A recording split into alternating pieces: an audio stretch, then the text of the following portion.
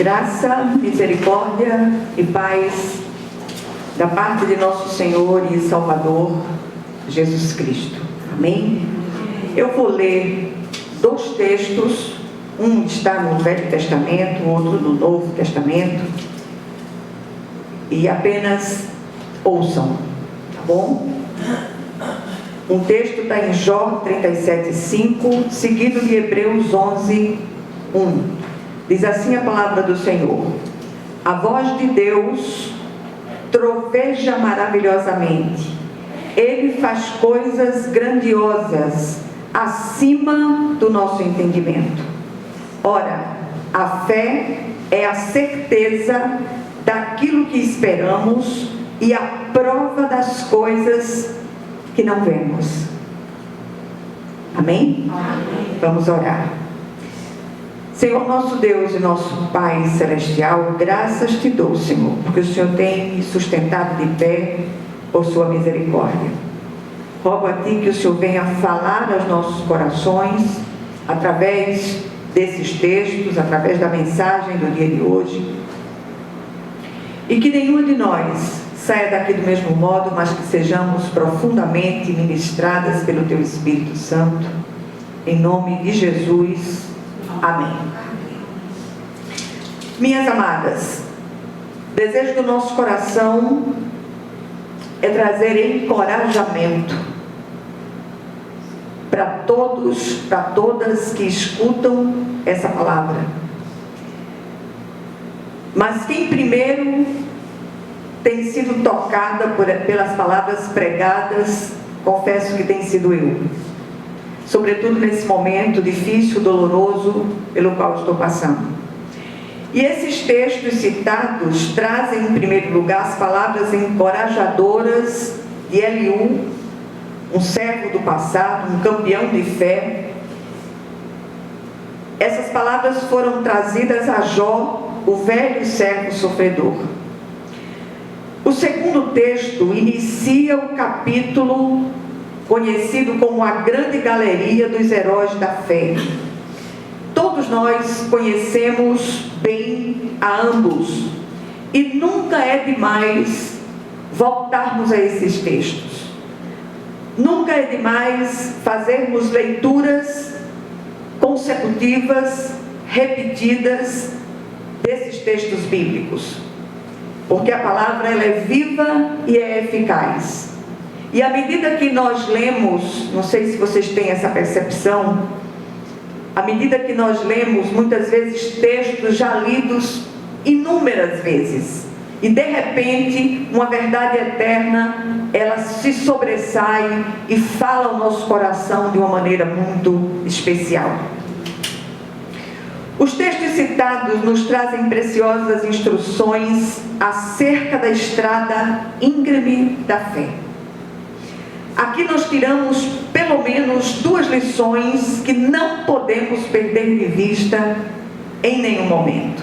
Primeira, o nosso Deus é Deus de milagres e faz tudo de modo assombrosamente maravilhoso. E é exatamente naquelas horas em que achamos que tudo está perdido. É exatamente nesse momento em que somos surpreendidos pelos agires de Deus. E o texto diz: a voz de Deus troveja maravilhosamente, Ele faz coisas grandiosas acima do nosso entendimento. A segunda verdade trazida pela primeira leitura feita, é que a fé genuína, escuta isso aqui, é uma firme convicção, apesar de nós e apesar de todos os pesares. Aprendamos a olhar para o sobrenatural de Deus. Aprendamos a olhar acima das circunstâncias, porque acima de todas elas existe o Deus vivo, o Deus todo-poderoso, que faz e opera maravilhas. E aí é quando o autor de Hebreus diz: ora, a fé é a certeza daquilo que esperamos e a prova das coisas que não vemos. Nós vivemos em um tempo em que as pessoas querem ver para crer. Nós precisamos crer para ver. E aí eu queria trazer algumas considerações a respeito desse assunto da fé, que tem sido tão negligenciado pela grande maioria daqueles que servem ao Senhor. Primeira coisa, sem fé não agradamos ao Senhor. Ela é a certeza daquilo que esperamos, a firme convicção de fatos que ainda não são vistos com os olhos físicos, mas já são uma realidade no mundo espiritual, diz o autor de Hebreus. O apóstolo Paulo diz que a fé vem pelo ouvir a palavra de Deus. Cada vez mais precisamos regar esse canteiro da fé através da leitura da palavra, da oração e das nossas lágrimas. Muitas vezes, aqueles momentos de choro, de tristeza profunda, em que nós não encontramos palavras para dizer nas nossas orações, as nossas lágrimas, elas são traduzidas, decodificadas pelo Espírito de Deus, e Ele nos prepara para receber aquilo que tem para nós. É vital para nós, cristãos, o cultivo dessa semente bendita. Outro dia, eu li uma dessas frases que as pessoas escrevem em carros, não me lembro bem se foi no muro, enfim. Dizia assim: quem planta fé, colhe milagres. Plante sementes benditas de fé. Assim, para os que cultivam essa bendita semente, o milagre é uma possibilidade real. Contudo, há aqueles momentos em que a emoção nos faz baquear, o choro vem compulsivo, a insônia nos angustia, mas a fé, ela é insistente e faz uma boa dobradinha com a esperança.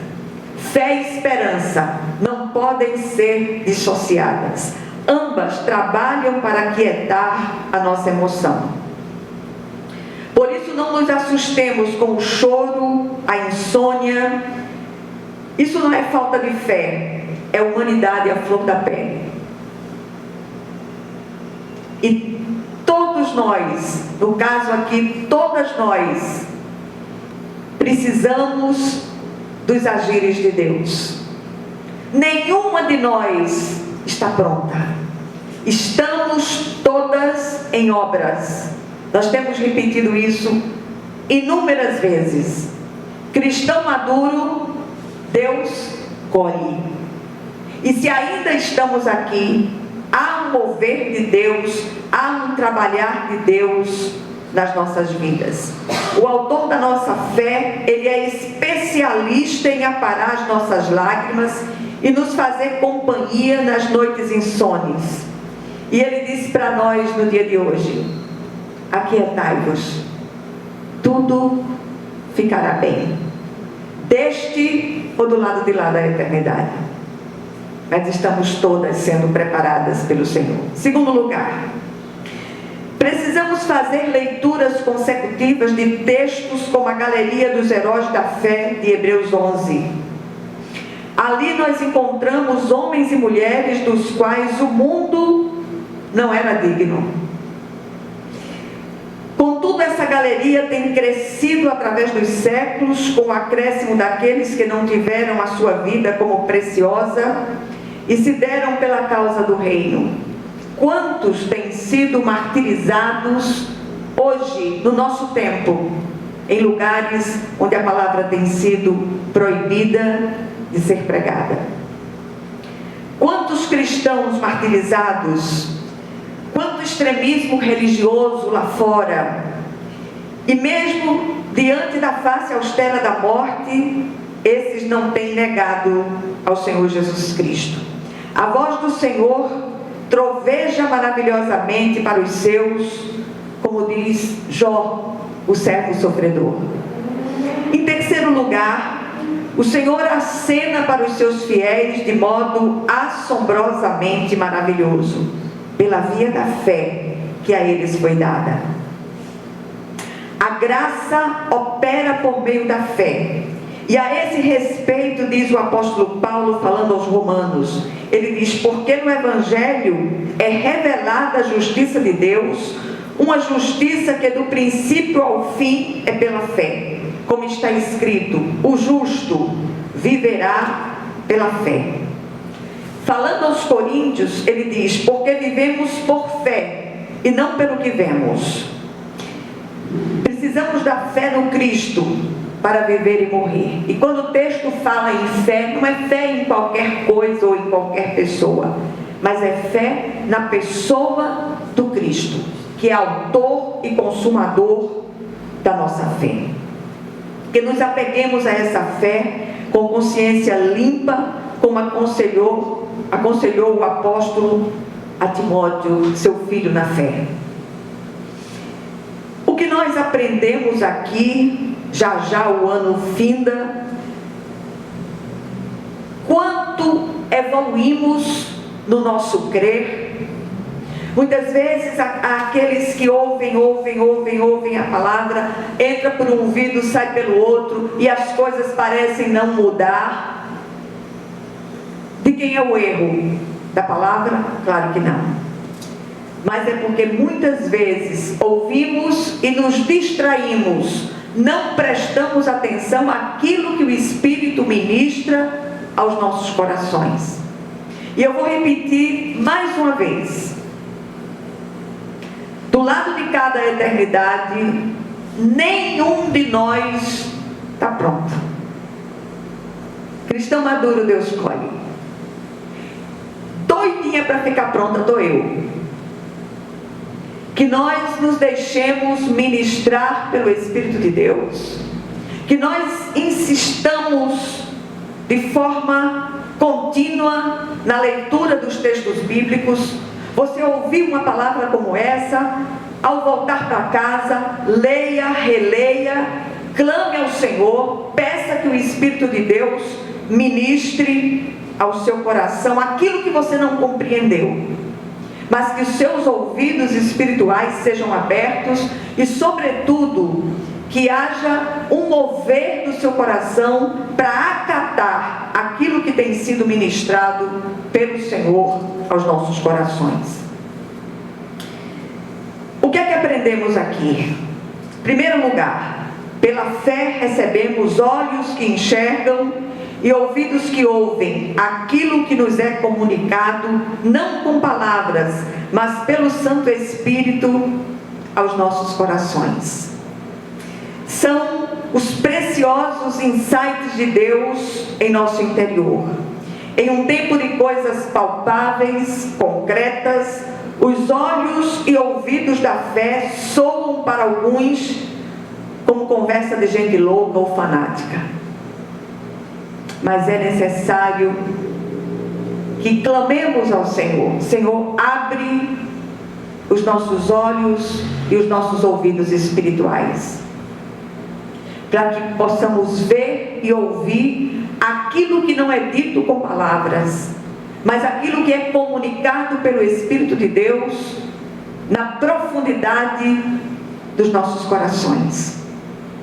Segundo lugar, quantas vezes nos últimos tempos já não nos sentimos assolados, acuados, prestes a esmorecer?